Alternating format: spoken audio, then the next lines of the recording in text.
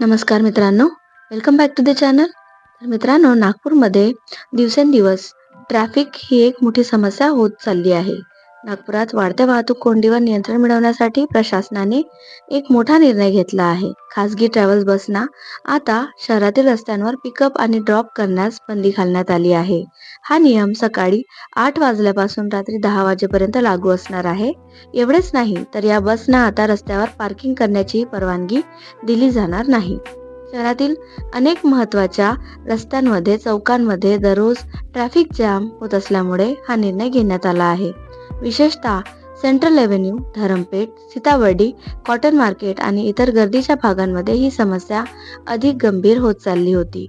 वाहतूक पोलिसांनी स्पष्ट केले आहे की या नियमामुळे शहरातील ट्रॅफिक सुरळीत होण्यास मदत होईल आणि नागरिकांचा वेळही वाचेल. दरम्यान काही खासगी बसना मात्र यामध्ये सूट देण्यात आली आहे, जसे की शाळेच्या बसेस, रुग्णवाहिका, आपत्कालीन सेवा, लग्न किंवा विशेष कार्यक्रमांसाठीच्या बसेस.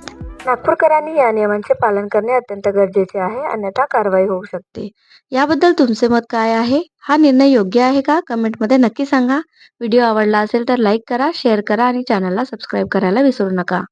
अशाच नवनवीन बातम्यांसाठी कृपया चॅनलला सबस्क्राईब करा. धन्यवाद.